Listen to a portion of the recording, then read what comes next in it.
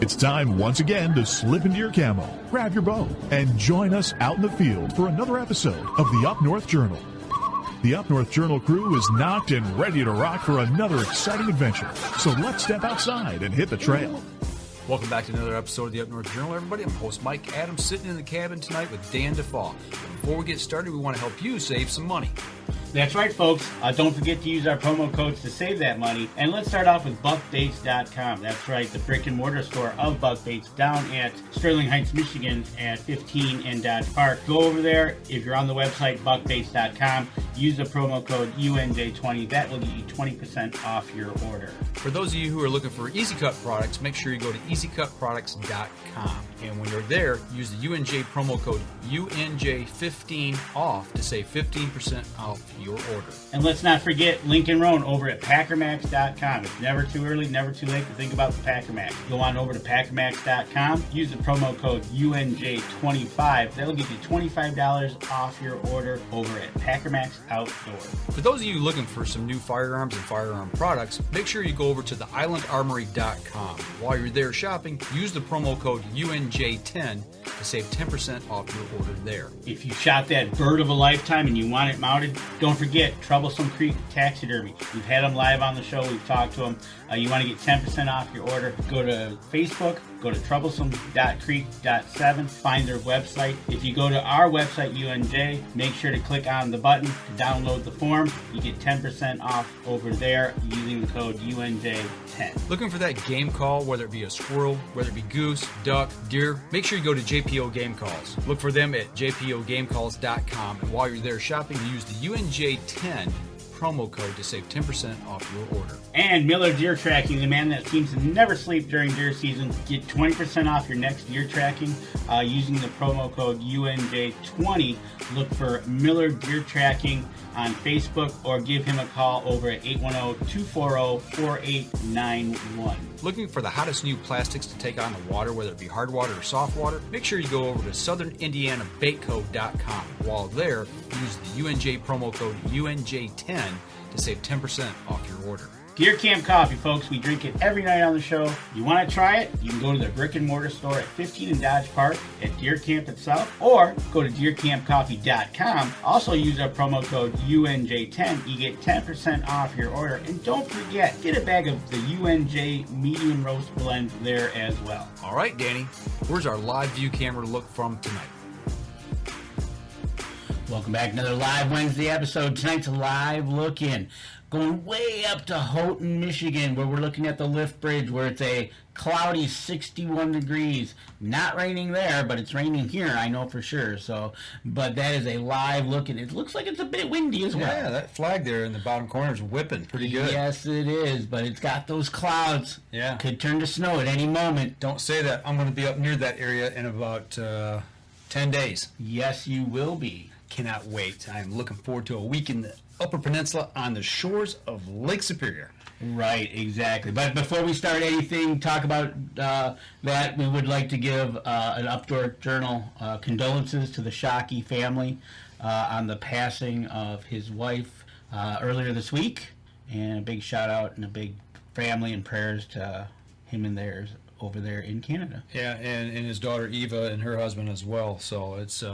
If you've been on Facebook, you're an outdoors junkie like we are, and you're into the outdoor scene, everybody's probably seen this and followed along for the last, I don't know, probably 3-4 weeks. It's kind of been prominent. So yeah, our hearts and prayers go out to the Shockey family. So how's it been? It's been a while. It has been a while. Been doing good. That real work thing is kind of busy. Yeah, it's kind of getting in the way of my style. Right, exactly. It's we took a little time off, kind of got settled, getting ready to get into the fall season. But we're back tonight. It is the last week of September. The big October one is quickly approaching for the bow hunters. Yep, Sunday morning. Yep. Kicks off bow hunting here in Michigan. But that also puts us just about a month and a few days out from the show that we're going to have and be proud to be part of up there in Escanaba. Now, tonight's the last show of September, and tonight is sponsored by the Daily Press. And tonight we're going to flip the script on us. we're getting a script flipped. Yep, we're going to flip our scripts. So we will discuss that as we go further. But besides tonight, we've got one more show to do with the Daily Press, and that we're looking at October 18th, and we're going to have everybody, all the writers, or all the marketing people, I do believe, from the Daily Press on, and we're going to interview them and talk about team? The whole team. All right. So it's going to be a free-for-all. You can't tell we've done this before, right? Right? But tonight, we got somebody on that's really special, coming all the way up from the Daily Press up there in Escanaba. We want to welcome Rachel Barnstrom from the Daily Press, one of their staff writers, to the show tonight. Rachel, thanks for joining us. Thanks for having me. It's good to be here. It's that time of year, fall is in the air. Before we know it, people will be, doing their fall fishing, their fall waterfowl hunting, deer hunting's coming. Up there in the UP, it's really got to be a busy time of the year for y'all. It's been busy since I got here. I arrived in May, and it's just been one event after another. In May, so you got to tell us then, where did you come from? If you just arrived in May. So that's complicated question, I guess. And you're not going to be expecting this answer, actually, because I told you where I'm from, but that's not where I came from. Okay, do tell. So I moved here from London, UK. Okay. Wow. But I grew up on the East Coast, New Jersey. Okay. So, what was one doing in London? Well, not a whole lot, because I was there during COVID. Oh, okay. And that kind of restricted a lot. So, but what people do there is, because Europe is small and close together, people travel around a lot, it's not a big deal I did take, the train to Paris for the weekend, because it runs underneath the channel, and people will fly, you can, pay 30 quid and go for a weekend to, Bulgaria or something. That blows my mind, the proximity, Yeah. You think England, that's a big place, you think France, that's a big place. But really, if you look at Europe compared to other places, it's not that big. And like the U.S. is so massive, and you can tell if you look at a world map, right, or a globe. Like the U.S. is huge, and then you can draw. It takes 3-5 days to drive across the U.S. from coast to coast. Yeah. And people over there couldn't comprehend when I would talk about the drive from New Jersey to Michigan is 21 hours. Right. Because they won't drive more than a few, and that's the end of their country. Yeah, that's crazy. Literally, you are absolutely correct. You drive 2 hours here, and you've gone 2 hours in the same state. Over there, you've now entered a new country. So, with you coming from London, you said you got here in May. So far, what has been the most exciting or interesting thing you've noticed so far as we head into October? So you haven't. So you talked earlier, and you used to spend summers here. Did you spend winters here? Some, yeah. Okay, all right. So not gonna be surprised. Right. Okay. So now here you are. Right. So here you are now. You're in Escanaba, and what have you seen since you're now working here? So a lot of people do say, wow, that's a big change, from, the cities to here, how'd you fit in? But honestly, I knew what I was expecting, so I did slip right in, easier than I would have expected even. And people here are so, people are so friendly, and the accent is charming. It still hasn't lost its novelty to me yet.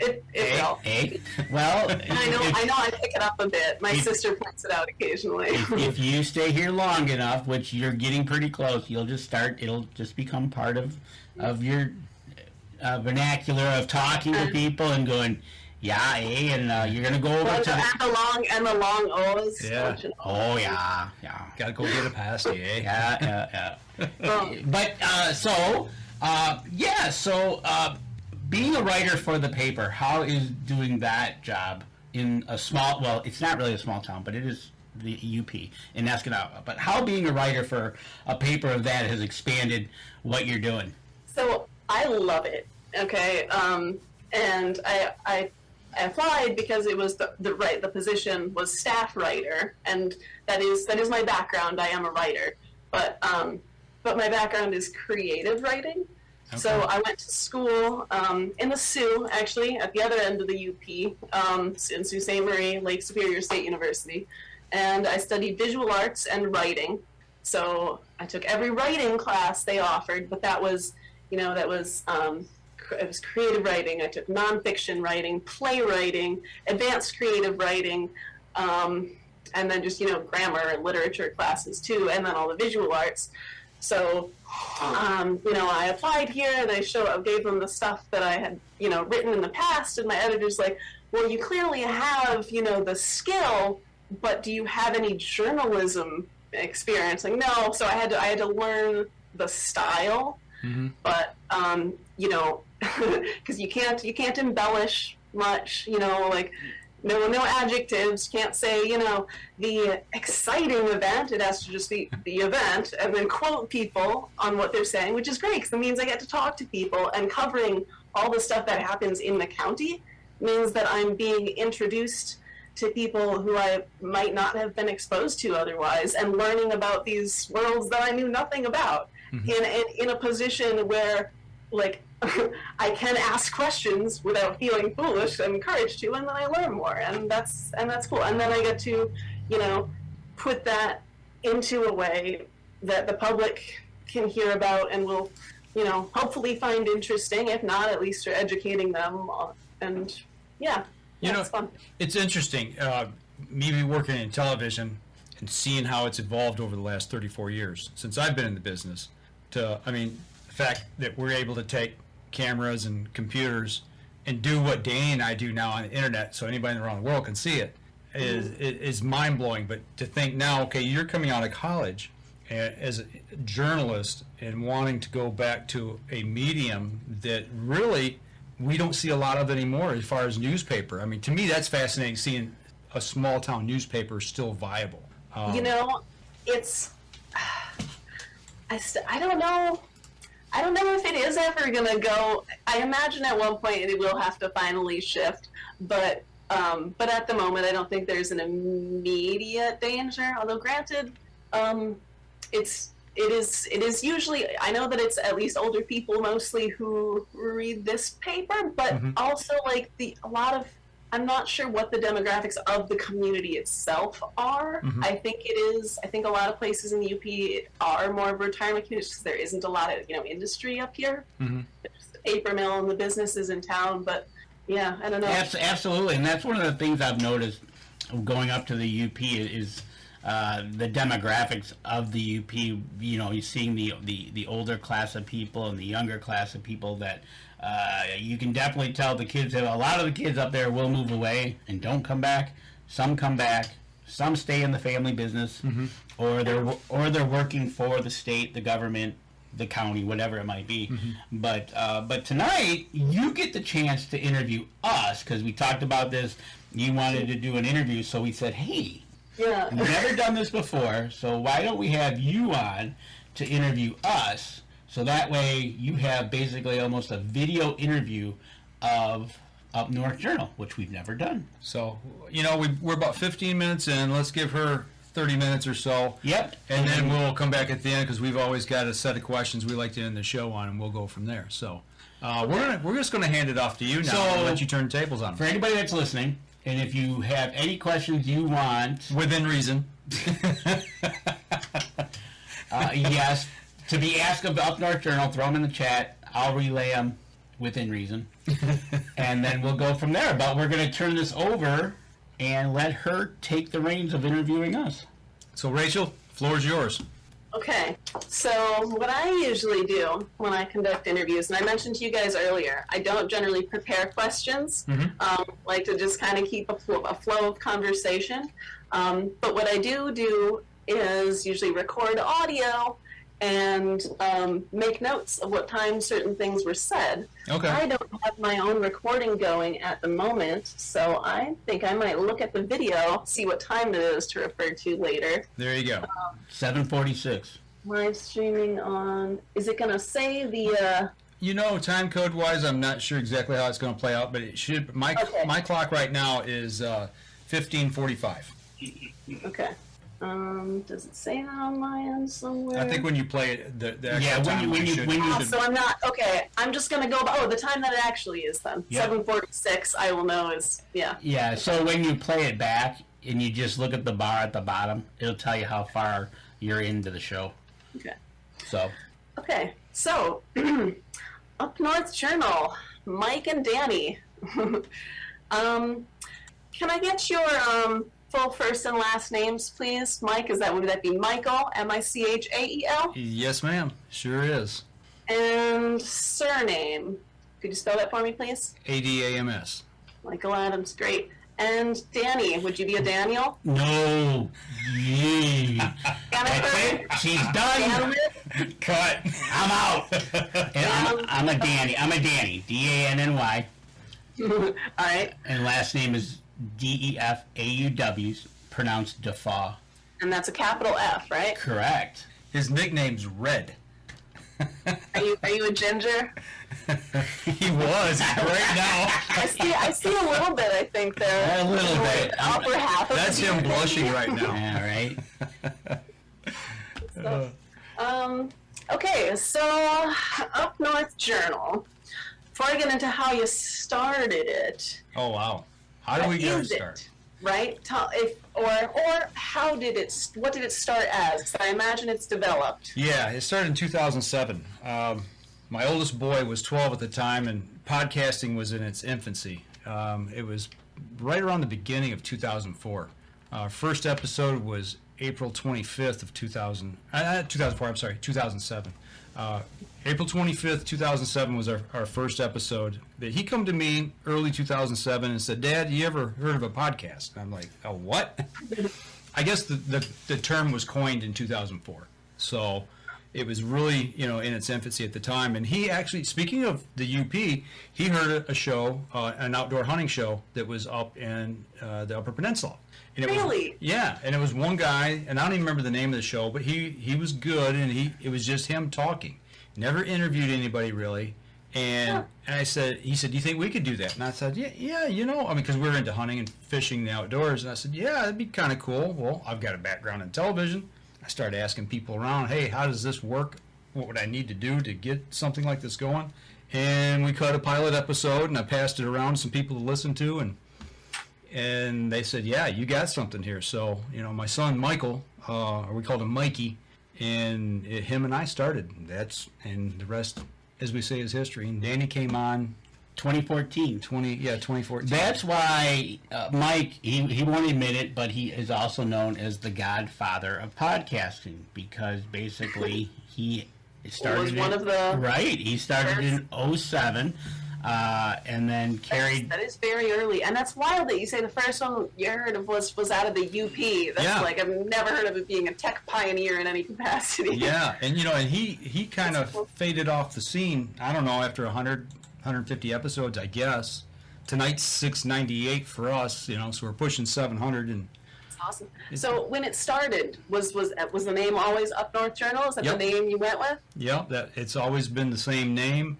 The same intro music we've had since day one. Yeah, I think our name that we used for our pilot episode was called Daylight in the Swamp. That's kind of a opening day of deer hunting. Okay. So that was the first episode, was about the opening deer opener? No, actually, I think we just kind of talked about what we like to do, hunt and fish, and how we did it. Not a specific focus, just kind of the general. Yeah, and who we were, and why we were there. So yeah. Cool. You said Daylight in the Swamp? That was our pilot episode, yeah. The name of the pilot episode, yeah. Yeah, and then we kind of worked with that, and when we actually launched, we went with Up North Journal. Cool. You said your son was a kid at the time? Oh, he's 12, yeah. He was, a 12-year-old kid who ran around with a bunch of grown guys hunting and fishing, he had a great time with it, but, honestly, he grew up with a bunch of guys, Yeah. So what did he go off to do? He's an electrician now.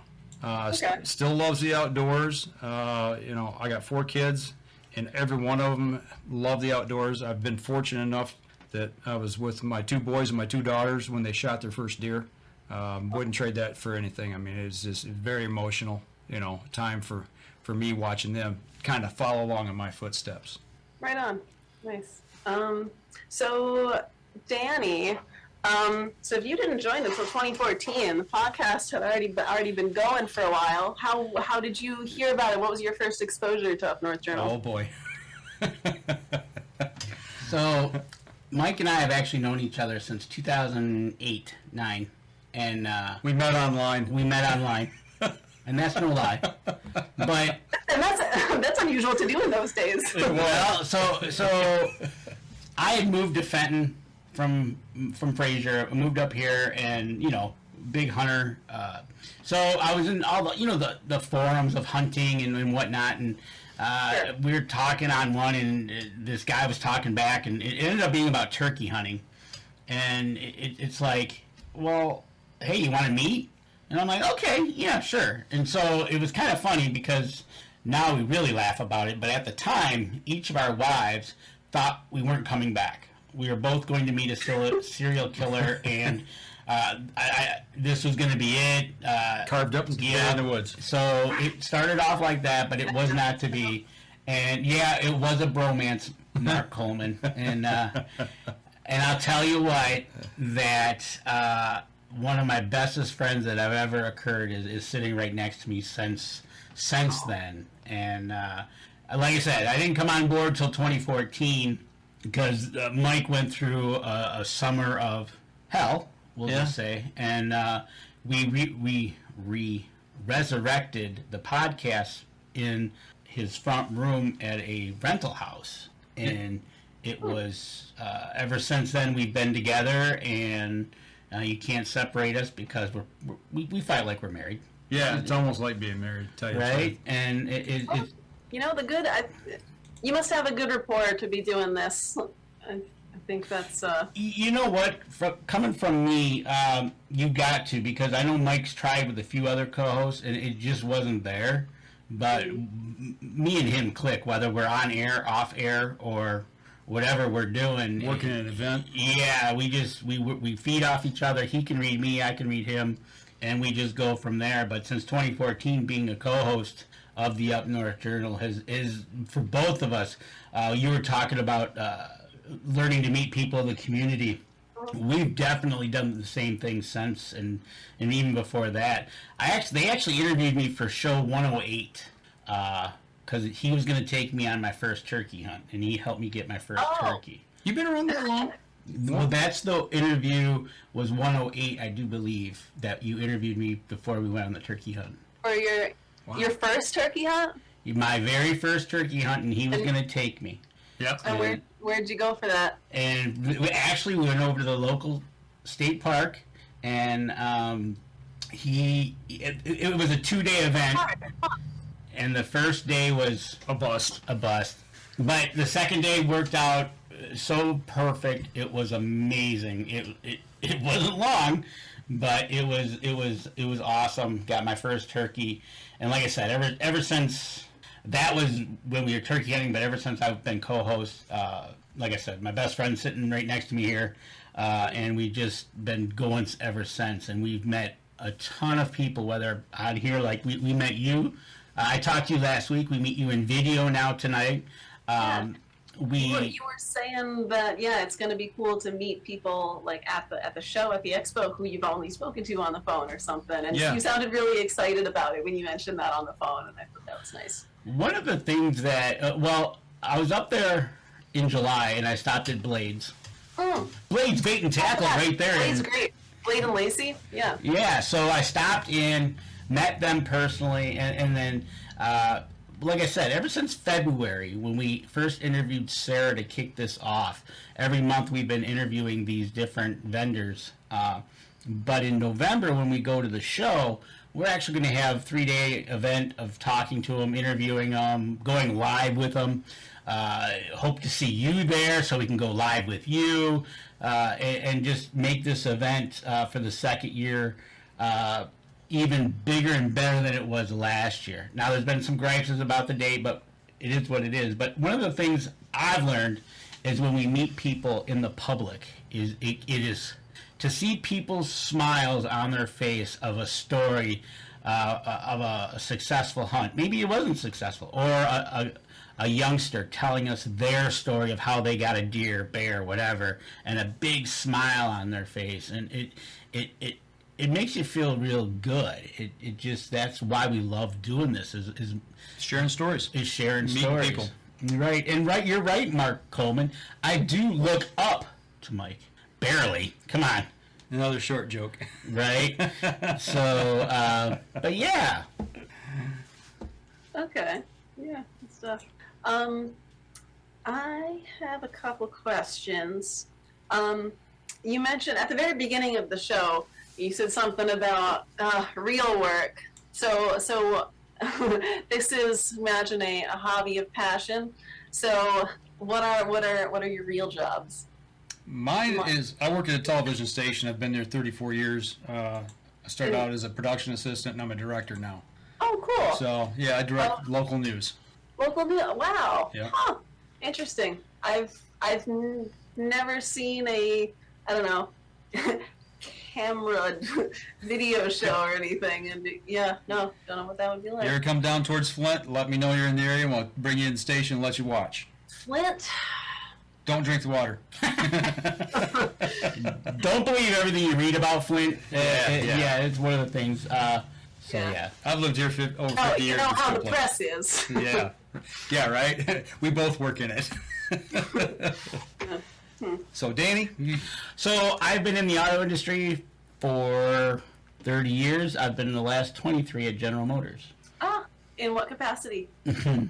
My official title is I'm a stamping architect for side closures. Basically, Ooh, you cut out the. So basically, what I do, what's that, the door panels or what? Close. I look at all the models coming up from right now 2025 to 2030 and beyond, and we see that we can manufacture the doors. So he's saving the world one door at a time. So how many? So like one. There's got to be one most common stamp, and how many different models of vehicle does that go on? So that is an interesting question. They're all different. There is not the same stamp. Really? Yep. Chevy doors are Chevy doors. GMC are GMCs. Okay, but even still, that's different. Well, there could still be multiple models, right? Yep. They're the same door, but they'd have a different skin to them because they changed the model. So right now, every Chevy, every GM vehicle out on the road right now, I've probably okayed the doors to be on them. Okay. Now, don't blame me for anything, but Send all inquiries to right. default at. So if there's a couple questions in the chat, I'll throw them at you, and if you want to ask them, you go right ahead. Okay. Oh, actually, I think I can see them too. Let's see. Okay. Oh my goodness. I'm not giving Never mind. anybody my It's social too security bad for number. me. That's not going to happen. That's- That was from Tammy. Right? We are brothers from another mother. Yeah, pretty so much. you can choose to read things. I was looking at the screen, and it was just too much stimuli for me. So There you you can go. tell me what's happening. All right, so one of the questions is, what was one of your favorite interviews most memorable? And the the third question to that is, a favorite place you did an interview. Ooh, okay. So I have a unique one that was less of an interview and more of just going out to see what it is, and that was at a logging site, because so the press also produces a magazine, Great Lakes Logging, and so that is everything to do with the timber industry. And there's a logging expo that happens up here every other year, and it's a huge event. It's the biggest of its kind in the Midwest, right? And so we distribute our publication there, and so I went and to do an interview for Lime Great Lake Timberlands. And Lime is a timber company that owns like several different they own like thousands of parcels of land, but each of them is in a different area. So like there's one on there's a few I think on the East Coast. It originally started I don't want to say where because I'm not sure I know which state. But then Lime Great Lakes Timberlands is all like the UP Western Wisconsin area. Mm-hmm. And so it's like land that they own. And we were going to cover them for a business profile, which we did. It's an article series, I guess you'd say, that runs every Monday in the paper. So we interview a different local business every week, and the readers really like it. It's a small thing that, it's just community oriented, right? But this one actually was a bigger business, but it was really interesting to learn about. So I said it was more the place than the interview itself, because when I went to do the interview, it was just in their office in Gladstone. Okay.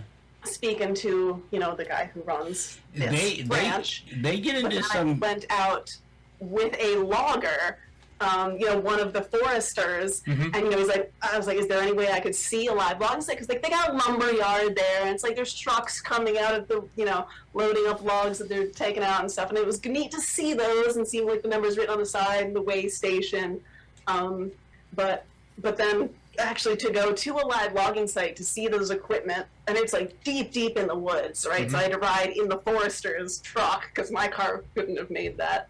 So like deep into the woods outside Watson, which is like, I do have a map behind me. I don't know if it's even on here because I think it's out the not sure it's out of Delta County, but it's up northwest of here a ways.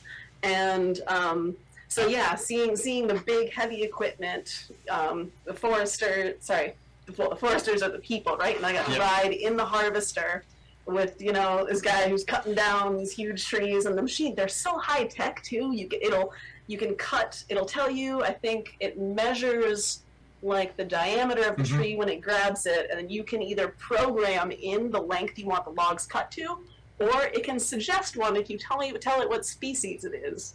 Wow. Like, and that's one of the things that you're learning about and seeing with all the new technology, even going as far as into the forestry, what they go through. And one of our listeners is very jealous of you that you got to interview a real live lumberjack, and she says life isn't fair.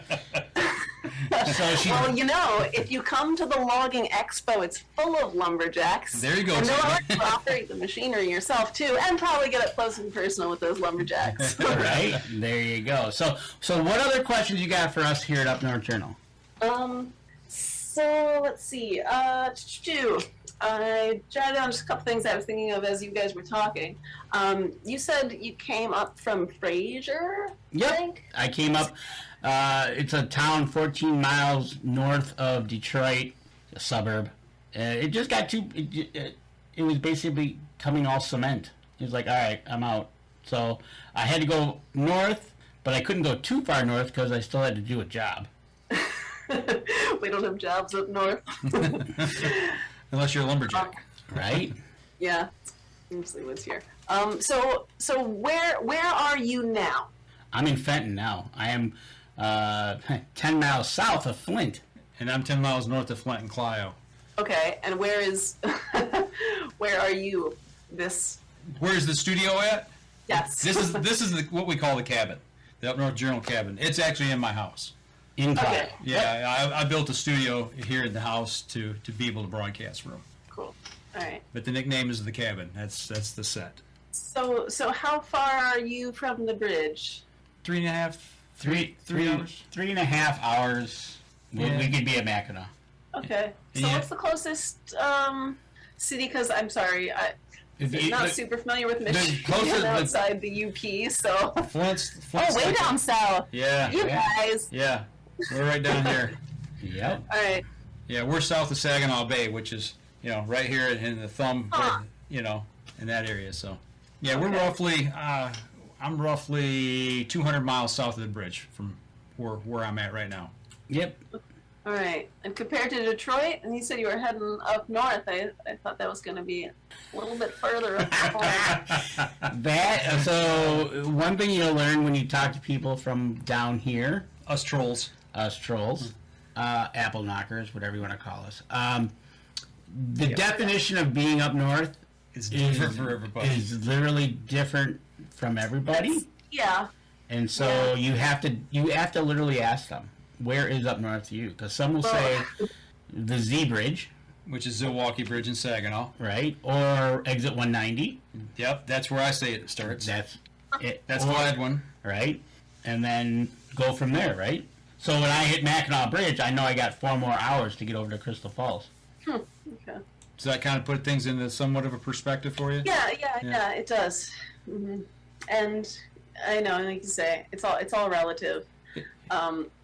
During the 4th of July, was at a sort of a, I guess it was a party. They were doing like a big fireworks display, and it was also a graduation party for like the grandchild of the people who were hosting this event, and that was up in the UP on the Stonington Peninsula. I have a map of Delta County behind me, and that's where we are. We're on the peninsula, so it was nice over the water, and people are chatting, and there's people that hadn't seen each other for a while, and there's this couple who's older, retired, and they're saying, well, somebody was asking them, did you go anywhere for the winter? Did you go south? And the wife started saying, no, we didn't go south this year. And the husband said, no, that's not true. We did. We went south to Menominee. Menominee. There you go. So for them up there, it's the perspective is how far south is south. Almost as far south as Wisconsin. Yeah. So one thing is about Michigan is you can ask anybody where they live, and they can show you on their hands. Yeah. Right? Yeah, can't do that. Can't do that with Florida now, can you? No. No, it's shaped like a gun. They've outlawed that. Right. So we do have another question for you. Is Mark Coleman says, tell me about your shirt, please. I mean, it's pretty clear, isn't it? Come on, Mark. You know what 906 is. I mean, if you haven't been to the Upper Peninsula, you haven't been up north. That's right. Exactly. So it's like... Yeah. 906 is the area code for the entire UP. And it's also, yes, that is 609. That's the gist of this shirt. But funnily enough, my number, our area code is is 609. From Jersey? Central Jersey. So you got to give Mark a little slack. He is from Indiana. That explains a lot. Okay. So he's. So have you never been to the UP, Mark? I don't think he has. Or has he? I think in our discussions with him, I've never heard that he's actually went north. I don't think he's been there. I think Saginaw Bay is the furthest north he might have been. Oh, well. At least here in the state of Michigan. I don't know. Maybe I'm wrong on that. That's right. I can't give you guys too much grief because I haven't really explored. Like I said, I'm not super familiar. I haven't explored a lot of. Well, you just got here in May, right? So you lived through a summer. You're gonna live through a winter, and then hopefully here in a little bit over a month we're gonna meet you. And you like you said, when we do interviews like this, you learn and you meet a lot more people and interesting types. Literally, that's how we met Mark Coleman. Was on here. Yep. And so he's part of our pro staff. Adam Wynn will be with us. He's part of our fishing pro staff on the team. So he'll be with us because we're going to be obviously talking about ice fishing up there at the UP Ice and Hunting Expo. Well, speaking of ice fishing and hunting and the outdoors, I mean, before the show started, we talked to you a little bit. You said you've done some kayaking, you do some cross-country skiing, but since you've been up there, you've only been there since May, so probably haven't had an opportunity just yet. But any aspirations of doing any hunting or fishing here in the great state of Michigan, up in the UP? If I'm honest with you, you're gonna laugh. I mean, no. Okay. I have been fishing, and I don't like it because I feel bad for the fish. That's honest, and we love honesty. So. Yeah, you got to be honest with it, right? And so, No, I don't think I want to. I had thought that I wanted to go hunting at one point. I was gonna get up early and go hunting. There's one time when I was in college, a couple of my friends were gonna go, and I was like, yeah, I'll get up at the crack of dawn. And then the crack of dawn came, and I was like, oh no, No, just because it was so darn early. Staying up on Feather Ridge, right? On Feather Pillow, right?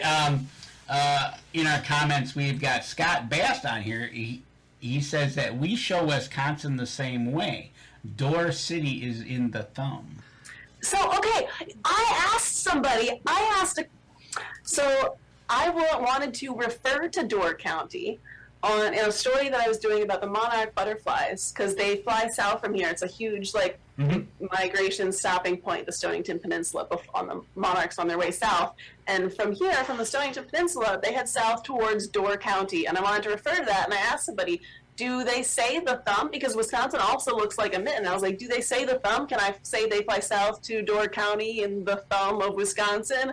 And, and they were like, no, I don't think so. Michigan's got the mitten. Right. Michigan's got the mitten. They don't have a mitten. I mean, it would be easy, it doesn't look quite as mitteny as Michigan. It's not the thumb is way too skinny. But if it helps to point out where you are, if you're trying to tell somebody, I can see it. I can see it being used. Okay. I can also see a block of cheese being used. Exactly. That's a sore point between people from Wisconsin and us Michiganders. Right?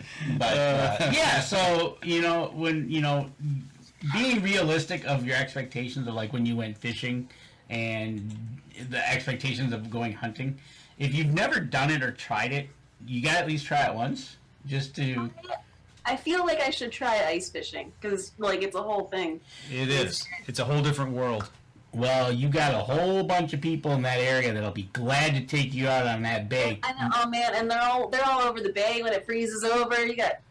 And we're on the water, so, and the top of the bay too, the head of the bay, where it gets the good ice, it'll be littered with shanties, and as soon as they can, somebody usually goes in the drink. I don't know if it's every year, but it's too early or too late in the season. They fall in. They have the really high tech. If you talk to Blades, they got the fancy trailers that have the heat and everything. Yep. In addition to, and theirs are actually cool because they have. If the ice were to break, they have some, maybe not all of them, but at least some have a kind of flotation thing so that it wouldn't sink. There you go. That's always good. Kind of insurance against, going under completely. Right. Well, it's funny you mentioned stuff like that. Danny and I, we took a bunch of guys up from down south. Oh, this would have been 10 years ago? At least. From Kentucky, from Tennessee. So, okay, you said south. Is that Ohio? No, real south. I'm originally from Alabama, but so we brought these people up north in the middle of the winter to Houghton Lake to do some ice fishing. They wanted to experience it, and they had pressure cracks on the ice, and those boys would not step across that pressure crack because they were afraid they was going to fall in. And they didn't understand we're standing on 22 inches of ice, and we slept out in those shanties overnight. People driving cars, and it blew their mind. Houghton Lake area, is that shallows there too, or? It's pretty shallow. It freezes pretty quick. Yeah, it gets pretty thick. That is an area. If it's shallow anyway, I wouldn't be as worried. But I have heard that lake ice in more open areas, certainly like in Chicago and stuff, where it freezes over. They said you do not want to step on lake ice. It is not safe. And lake because it's all been pieces that have frozen and then broken up and then washed against each other and frozen again, but you don't know where the air pockets are, and so that it wouldn't take much to crack it, and then you fall through. And big water ice. Yeah, that's a whole other story. Sarah Greenland says Nathan and I will take her. There you go. So Sarah says she's taking you. So plan on going, right? So we got it. We got to hear that story. And where are they? Do you know these people? Oh yeah. So we is that Sarah Nathan from Blades? That's Sarah from the Press. Oh, from the Press. Yeah, that's your Sarah. That's your Sarah. Sarah Mackey? Yep. No. There you go. Yeah, she's watching the whole interview, so.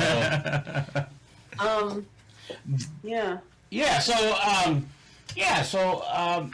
one of the questions that was asked, that a good one to ask for us would be, what was one of our favorite interviews? What was one of your favorite interviews? Yeah, that's a good question. You go first because I got to think about it. Right, About 3 or 4 I got to choose. There's been so many. I don't know if it was. You know what? I'd take that back. Probably there was multiple interviews we did. Episode 500. Well, it was the episode. Yeah, it was 500 because it was at the ATA. At the ATA show in Indianapolis. We got. We had so many people on that day. It was incredible. It was our 500th episode we did from the Archery Trade Association show floor. In the PSE booth. We were in the PSE booth, and we did episode 500, and we had the owner of PSE on, Pete Shepley. Denny Steiner was on. Pedro de Amporo from Spain. He's Yep. a shooter, a hunter from Spain, big extreme hunter, hunts in the Himalayas. Yeah, so it was actually a day of interviews. Yeah. It was actually a show of interviews that we did, a string of them. And Tim Andrews from Rush Outdoors was there. Pigman was there. I think we did his interview. No, that one Was that the year after? That was 2 or 3 years after. Okay, so the 500th show from the floor of the ATA was probably pretty cool. Yeah, that one comes to mind. But I think there was a guy that I followed for years, a filmmaker, Donnie Vincent. He does some of the best cinematography in the outdoor industry I've ever seen in my life. It's so good the way he does things. It'll make you emotional. It brings tears to your eyes at times. And I got a chance to meet him one year at the show, and about 3 years later, he signed a contract, or no, I don't even know if it was a contract. He was shooting for PSE, one of our sponsors at the time, and he was in the booth, and we asked him if he could do an interview with us, and he said, yeah, he'll come back and do it, and we sat down for an hour with him, and to me, that's probably one of the most memorable ones, because it wasn't even about hunting so much as it was about taking care of your body, being physically fit, how to be able to do what we call extreme hunting. You know, mountain climbing, getting up into the high country, you know, shooting exotic animals, whether it be the Himalayas or out in the Colorado Rockies or in Alaska. And it was just talking about how you take care of your body, to be physically fit, to be able to live life, pretty much. And literally, when I secured that interview that he was going to be sitting down with Mike, it was like Mike was in a candy store. He was all giddy. Yeah. And it was like, that was a good one. When you get to that point where you interview somebody you've always looked up to, and you finally get to sit down with them and interview with them, it hits you. Yeah. I don't know how the way to put it, but it's just, a couple other interviews we've done professional fishermen that were live out on the lake pre-fishing doing an interview. All we saw basically, because he wouldn't give away his spots, right? So he had his phone pointed up towards him in the sky. So and that's about all we knew, but we knew where he was out on the lake. But we couldn't tell where he was. But not exactly, and he was pre-fishing. Yeah. And it was so much fun to talk to Brandon Palaniuk that way, and that was really cool. Yeah, there's been, I don't know, I mean, dozens and dozens of interviews done like that. Guys from Africa. Yep. At a hunting camp in Africa. Going back to the Donnie Vincent interview, I mean, you had mentioned about, the hunting and fishing side of things, might not be your cup of tea. He did about a 7 or 12 minute short film, and it's called Who We Are. If you ever go to YouTube and type in Donnie Vincent, Who We Are, it really explains well why hunters and fishermen do what they do. And it's not the blood sport that everybody thinks it is. He puts it in very simplistic terms to where even people that may have views towards PETA, can understand why people do what they do. It's very well done, very well done. So cool. Is Donnie Vincent? That's the same guy you said he was had some of the best cinematography in the outdoors. Yep, it's incredible. The cinematography in that video alone, to me, that's why I started following him, and it was just simply incredible. Cool. Yeah, do that. Any other questions for us?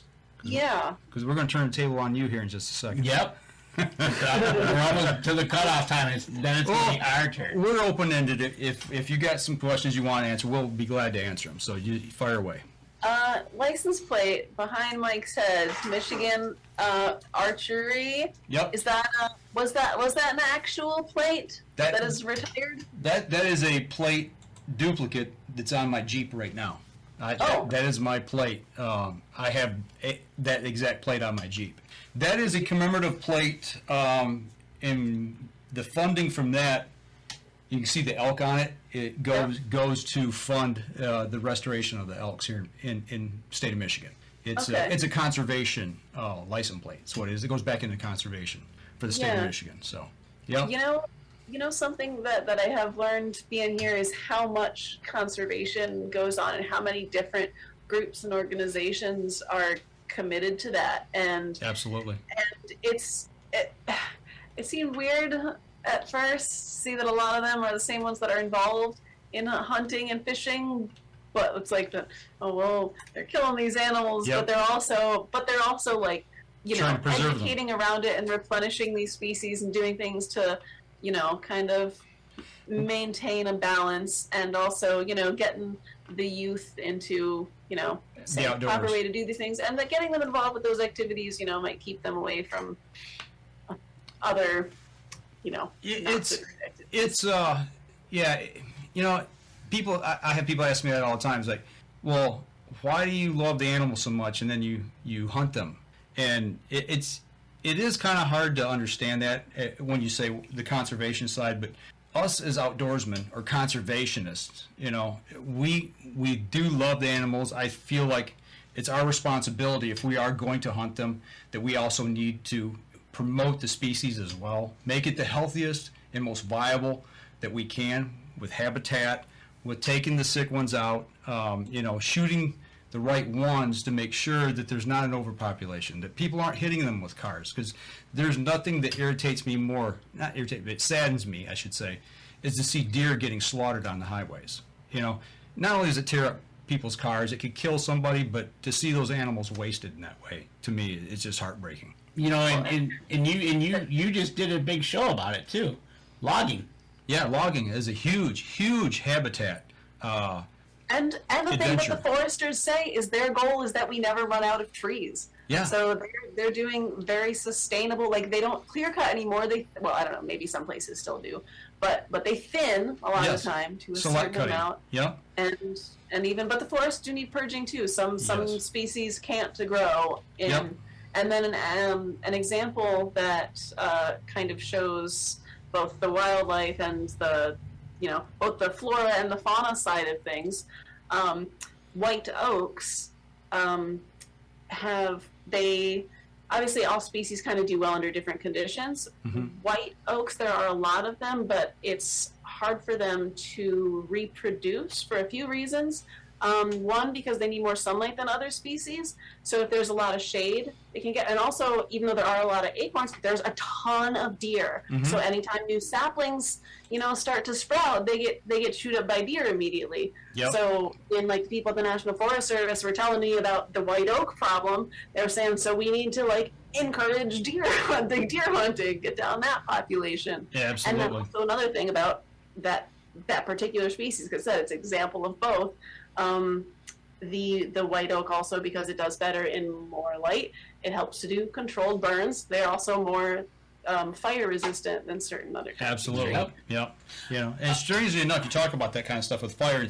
I being on the conservation side, I've taken classes on controlled burns and forestry and things of that nature, and deer habitat management and deer management, because we do care so much about not only just the animals, but we do care about the forest as well.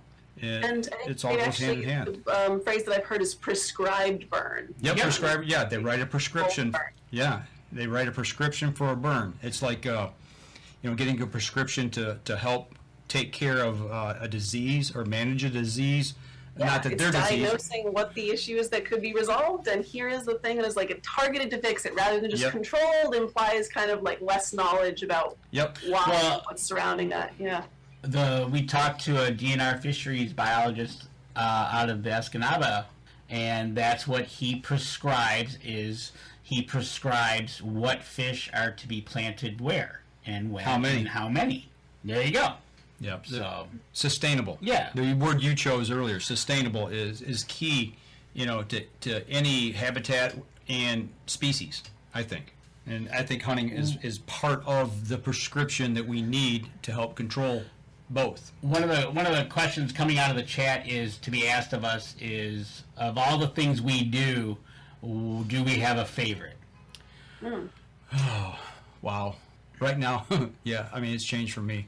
I gotta say my favorite outdoor adventure or activity right now to me is big water kayaking. I used to say it was deer hunting, but several factors have went into that lately that have totally changed my mind. We'll get into that to another show. Right. So, but extreme water, or big water kayaking to me is something that I have grown to love, and it's almost not an addiction, but it's something I want to do more of. So when we say big water, do you mean just like larger open water, like larger bodies of Great Lakes, larger lakes, or also like the conditions, a little more rapid, turbulent, wavy? I'm getting more comfortable in choppy water conditions on the Great Lakes. Recently, I was in Holland, Michigan for a weekend, and my girlfriend and I, we got out on Lake Michigan, and the water, it was pretty choppy. It wasn't white caps, but it was pretty choppy, and I really felt calm and at home in that environment. And several years ago, she kayaked across the Straits of Mackinac at the Mackinac Bridge. Oh, something I haven't done yet, and that's something I want to do. So that's a goal of mine here soon. So yeah, that's. What about you, Danny? So mine is still in the hunting. It's taking a first-time person out and seeing them successful. The latest being, I took my fiance at the time. We took a pre-honeymoon trip. We went to Africa. I hunted Africa. She had never shot a rifle or hunted in her life. And in 5 days, the professional hunter Harm and I taught her how to shoot from a bench, a truck, and sticks. And in the 5th day, she took an Impala. And seeing that successful is just, that was incredible for me. Like Mike said earlier, with our kids, we've seen them successful for the first time.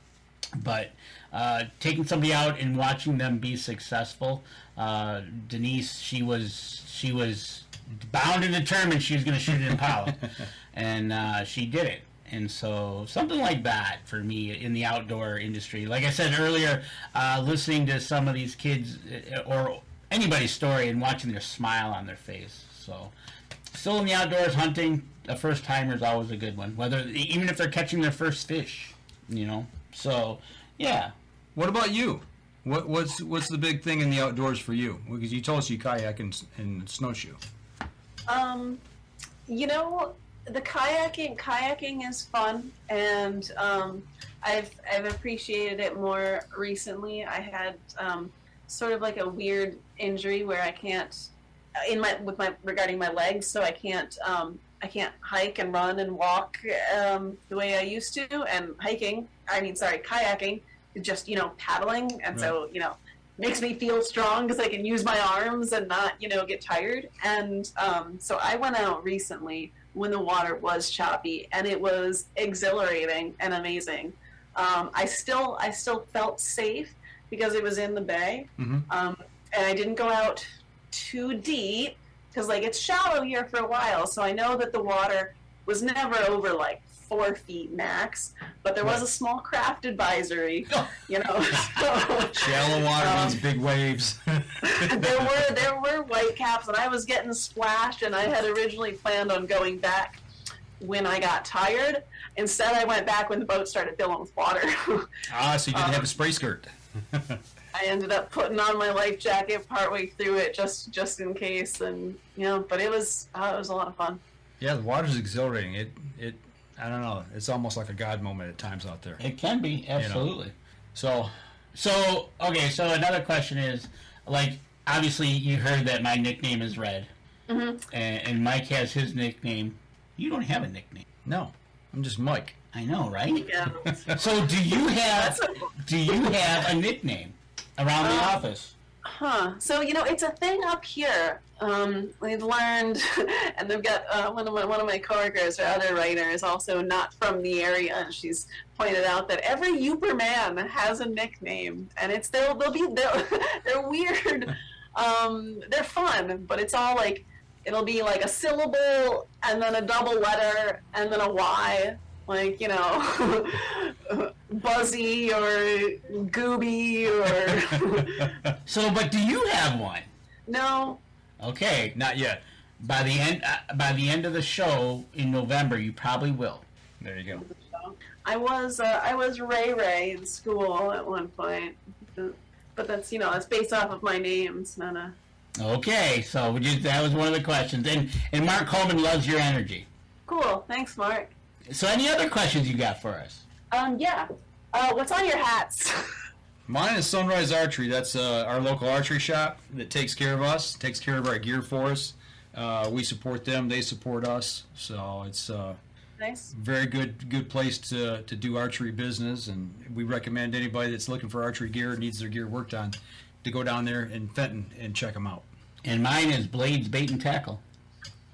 I thought it's real fuzzy from here, but I thought it looked like the outline of the Great Lakes there. Yep, sure is. Yeah, Yep, the yep. larger text, the bigger letters on the bottom. And we even got these fancy shirts here too. So Same. Oh Daily man, Press. Daily Press. there you go. Awesome. Thanks, guys. So we're supporting y'all as well. Yep, that's because of our relationship we've had since February. That's what's gotten to us with one more show to go before the big show. Yeah. So my other question. So I want to say, who are you looking forward to meeting at the expo? But I don't know if I want to put you on the spot to name. One or a few people. The people that we've met, in the last 6 months here doing the interviews with, we've, just like you here, you kind of grow a rapport talking to somebody, and you want to be able to put a name and a face together in person, and just have a conversation, a good time, and swap stories. Kind of like what we're doing here. Yeah, I think that's one of the biggest things looking forward to the show is we've talked to a lot of people, and then finally getting that chance to meet them and be with them for a little while and just make that whole connection. We've been building this up for months now, and then we're going to come up there and meet all you guys up there, and it's going to be fun. Oh, and Tammy Delk wants to meet the Lumberjacks. Big surprise. Right? I'm sure there's some overlap. Yeah, come on up. Right. All right. Next question. Deer Camp. Is that? Deer Camp Coffee, one of our proud sponsors. Huh. They have best coffee around. Go ahead. Give them the shout. Absolutely, Deer Camp Coffee, which has two brick and mortar stores now, one in Sterling Heights and one in Mayo, Michigan. And they're out at several different locations now, but if you get a chance, stop in and have some Deer Camp Coffee because it's really good. And we have our own Up North Journal brew. Oh, fun. Yes, and now it has happened. It didn't even take us to the show, but you have a nickname. You are going to be Tigger. You. That's what Mark says. You've got the energy of Tigger. Tigger the tiger. She can't sit still. I don't have a tail. Yep. So, and Tammy says that's perfect for her. Yeah. See, you didn't give us one, so you're gonna get one. So, Deer Camp. That's also a beer that the Escanaba. It's a subsidiary of Bell's. That's a story for another time. That is a story you want to ask us. Well, we're having some barley pops in Escanaba. Off the air. Yeah. The coffee place making your special roast is cool. Does it have a certain name? Is it just a It's Up North Journal Blend. Up North Journal Blend. It's a medium roast. Yeah. Okay. And they roast their own coffee beans and grind it, package it. their stores have Michigan-made products in them. Yep. That's their big thing, is selling Michigan-made and promoting Michigan-made products. A lot of the places up here are the same way, and there's a coffee roaster down the street from me, just on the other block here. I'm like less than a full block away, I think, and it's called Up North Roast. There you go. See? And they do also a roast. We got some Daily Press stuff There you in the go. back here, and I think it is a flavor they already make. The Highlanders grog, they call it. It's a flavored butter rum flavor, I want to say. Well, But you know, coffee, it just, the picture, it's got like a deer wearing glasses. coffee transcends so many different cultures and areas and activities, you know, especially here in Michigan. You know, the winter, the summer, you know, up north, on the water, at camp, at the cabin, whatever. It seems like everybody drinks coffee, and we feel it's part of the outdoors and part of the outdoor experience, and that's why, you know, we've partnered with them. It's a natural fit for us. Dig that.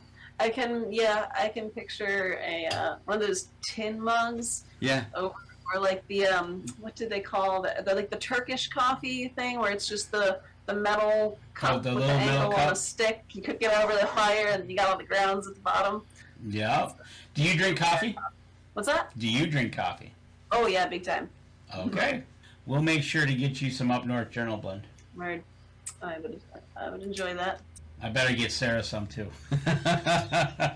You better get everybody up there, Right? Better come with a truck. Maybe we can trade. We'll give you some Up North coffee. There you go. And that's another thing. That's another thing that happens at these shows, right? You take all these vendors and you put them under one roof, and you get to meet all the different people, see their different things, and a public show like this is great to meet people. And it's great for the local community. It's great for local vendors, for the outdoors. I mean, it's a win-win-win. So for everybody, I mean, we're looking forward to it. Absolutely. And it's free for the public to attend. That makes it even better. People can come and do some shopping. Like a lot of these vendors are going to have things that are not just geared toward ice fishing. Oh no, there's going to be pretty much whatever they carry. If they got booth space, you'll have and we do have some interesting vendors coming, and a lot of it's all something to do with the outdoors, but different people specialize in different things. We got a couple young entrepreneurs, like kids who started making lures and stuff, and now they're fully fledged businesses. Yeah, it's amazing what COVID did to some people. It made them very wealthy. right. Anything else you got? I think that's pretty much all the stuff I had jotted down. Okay, good. He's been waiting. It's now our turn. We got 4 questions for you. Yep. Really easy. 4 questions, real easy. So, Rachel, you're going to go do an interview, so you got to jump in your car and you're going to head off across the county, and you're going to go interview some more loggers. Yeah, you're going to go over to Van Oss Logging, who did my property up there. You're going to interview him, but on your way there, you're listening to some music, or you're listening to the radio. What are you listening to in the radio? So it's one of the local radio stations that plays classic rock, and I wish they would mix up their playlist a lot, because I feel like I've heard the same few songs. What station? Like Bohemian Rhapsody is a great song once in a while. I love Queen, but you know what else they do? A lot of other good songs. Right, exactly. What station is that? Oh my gosh. So once I came across them, I pre-programmed them in the radio. 99.1? I want to say there's like 92.7 maybe. Okay, 99. 105.5. There's a few that I flip between. Okay, because 99.1 is the classic rock station I listen to over in Crystal Falls. WKIB. WIKB? KIB? Okay, so classic rock. What's your favorite artist? I don't like to pick favorites. But If you had to go buy an album right now, what would you buy? Classic rock. I like The Who, The Stones. All right. The Stones are coming out with another album. I think they already did. Hackney Diamonds. It was released. Yep. And they're now talking about the Stones are okay with doing concerts via hologram. Really? Hologram concerts. Oh, they say boy. that's going to be the thing that's going to come around next. Oh boy. You know what the name of their new album means? You know what Hackney Diamonds are? What? No. So Hackney is an area of North London. Okay. With some crime, and Hackney Diamonds are broken glass. Nice. Feels the windows shatter. All right. So you are rocking out to the Rolling Stones as you travel across the county. What is your go-to snack to have in the car with you? In the car, sometimes I'll throw a banana or an apple in there. Keeping it simple, keeping it good. Yeah, the hardest part is I'm finding somewhere to throw the core or the peel afterwards. I don't generally think and have enough preparation of like a garbage bag. I have to dig for an apple. Animals will eat it. Yep. Animals will eat it. Throw it out the window and let the animals have a feast. Sometimes. Yeah. But I'm also sometimes afraid that if there's a car near me, if they see something if they see me throw something out the window, they'll think I'm littering, and then I have the cops come up on me, and then I'm late for my interview. Right. So you're driving along. So you're listening to the Stones. You got your favorite apple. So Gala. here we Gala, go. there you go. Oh, Gala. There you go. Good one. All right. Mike and Dan are going to come over for a meal. And you're going to prep us a meal. What would be the go-to meal that you say, Mike and Dan, you got to have this? Am I allowed to ask you what type of food you like? Fine if I say, hey, do you guys like spice? Do you have any allergies? You put it on the plate in front of us, and we're probably going to eat it. Okay. Might do a fajita. Because then we could make up the chicken and peppers and onions, and make that in a skillet, and then you can have a few sides. You can choose what to let you build it yourself. Get the tortillas, and then you have lettuce, tomato, salsa, guac. You can choose which of those things you like. Put a little spice in it. There you go. Heat it up a little bit. Yeah.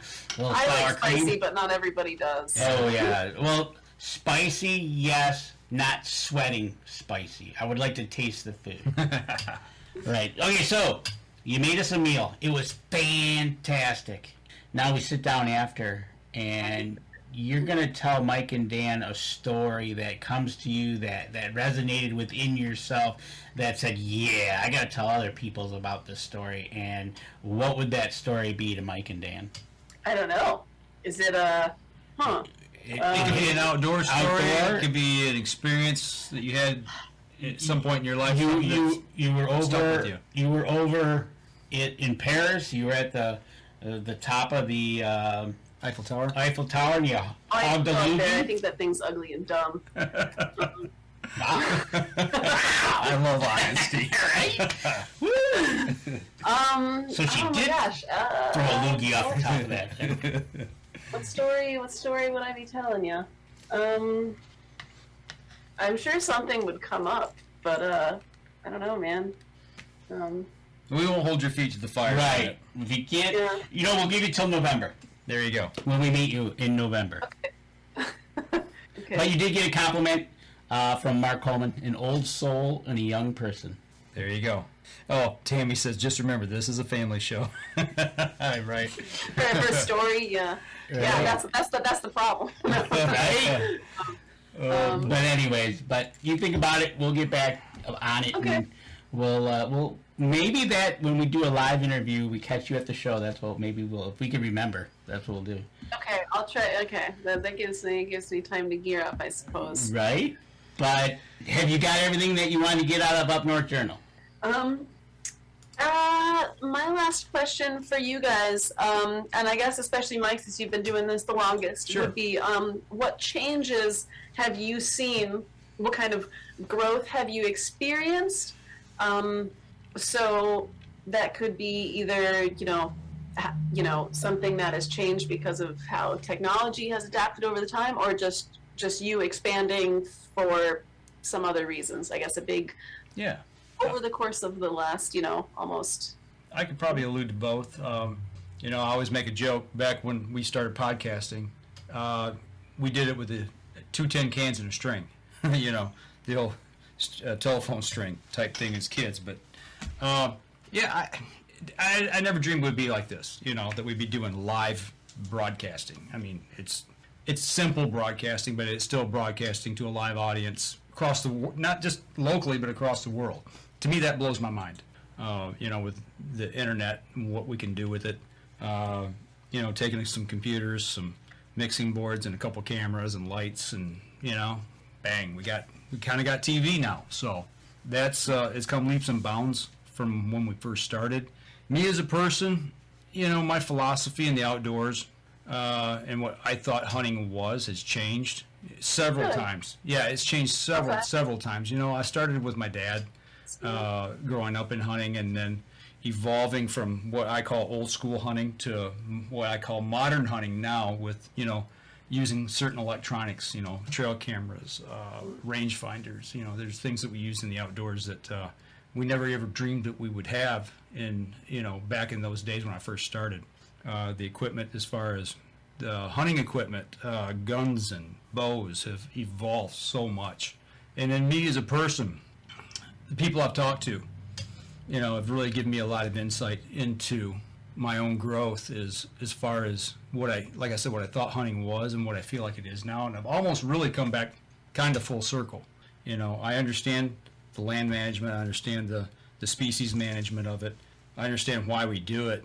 But ultimately, all that aside, what I do now, I do for me and my pure enjoyment of the outdoors, whether it's hunting, whether it's camping, whether it's kayaking, hiking, snowshoeing, whatever it is, or just simply taking a walk and enjoying a sunset, you know, what God's provided for us to be able to see outside. To me, is just simply incredible. And it's something that's so simple that most people miss it. They look past it. And to me, the things that have happened in my life in the last 5-6 years, since 2013 really, you know, I lost a home twice in 1 year. Sorry. It happens to people. I'm fortunate. I rebounded from it. You know, long story short, my wife walked out on me and the family, and I rebounded from that. And it's taught me that no matter what you surround yourself with, there's only one person in the world that can really, truly make you happy, and that's yourself. And that's what I choose to do. So, and I don't make any excuses for it. I don't apologize for anything that I do now. And at my age, I look forward to the rest of my life. If it's tomorrow's the last day, or if it's 50 years from now, my goal is to be able to live my life to the fullest and be happy doing it. So, yeah, I don't know. Yep, nope. One of the best things ever is, and like you said, people miss this, is a sunrise in the fall, watching it come up over the trees, that orange glow, going from pitch dark to an orange glow to an early morning sunrise. Throw an animal or two in there, or a snowfall. Just looking at yourself, it's also a good way to decompress, walk through your mind. Mike and I have kind of lived a similar life path within the last few years. Mm-hmm. Yeah. So, but like I said, it's one of those things, we do this out of passion, and it's passion that we enjoy, and like you said, it's more for us than anything. It's our therapy. Yeah, you know, people say, oh, it's a way of life. It's more than that. You know, it's in my DNA. Yeah, right? You know, I mean, seriously, it really is. I was born and raised in it, and, you know, one day I'm going to die in it, you know, and hopefully whatever legacy I've left, my family carries on. So that's it. That's deep. There you go. A little deep for me. There you go. If we can make it, I suppose, lead into slightly brighter send-off on the sunrise note. What's the best setting to watch a sunrise? That is okay. So, sunrise, sunset in Africa. Yeah, that's really cool. That Denise and I experienced that in May, but also a sunrise with a fresh coat of snow in November coming up through the trees is pretty cool, and you get the frost or snow on the trees, and it's equally as remarkable. It is. It's all, or throw in there the howling of wolves. Yeah. For me, it's on the Gulf shores of Alabama because you can see both. I can see a sunrise and a sunset, Right? and they're both incredible on the ocean. You know? Yeah, we didn't get into what brought you up north from Alabama. But My mom and my dad. He wasn't old enough to make a decision. I was a year old, and I've been you here ever still since. go down there. I do go down there. My family still has property down there. My dad's down there. My mom's up here. But yeah, my dad's side of the family is all right there in the local community where I was born. And he moved back after he retired. And yeah, I go back. I try to go back at least once a year. But we're from North Alabama, and my girlfriend and I now, we take a week's vacation to Gulf Shores. That's where we like to be, is on the beach. Nice. So that's it in a nutshell. That's it. Up North Journal in an hour and a half. Yeah. All right. Thanks, guys. You're all set? Yeah, I don't think I've got anything else. All I'll tell right. you what, hang on. After we get done wrapping up the show here, we'll chat with you real quick, so don't hang up with us. So if everybody's listening out on the podcast, if you're listening on iTunes, make sure you go over to iTunes, give us a review over there. That helps people who in turn support us as well. If you're listening or watching here on Facebook or any of our other social media, give us a like, follow, share. Make sure you go over to the Daily Press, follow along with what they're doing, give them a subscribe over there, smash their like button on Facebook as well. So, And don't forget, November 3, 4, and 5, Yep. we'll be up at the UP Ice Fishing and Hunting Expo. You can meet the man, the myth, the legend they call Adam Wynn, and Mike and Dan will be there too. So we'll be there. Come on up. If you're in the area, stop on by. If not, next week, we hope to have one of our premier sponsors on. I just got to get confirmation tomorrow. if not, we don't know where we're going to be. We'll find somebody. We'll do something, because going 3 weeks without an interview, it's not good. Right? Exactly. So, with that being said, get on there, do what you got to do, help us out. That's right. That'll do it for us this week, folks. We see y'all again, hopefully, next week. Y'all take care. This episode was brought to you by Deer Camp Coffee, Buck Baits, JPO Game Calls, The Island Armory, Hacker Max, Sunrise Archery. and C3 Better the Hunt Technology. Thanks for listening, and join us again here next week. Until then, remember, as we always like to say, if you're out on the water or in the woods, shoot straight and be safe. Until next week on the Up North Journal.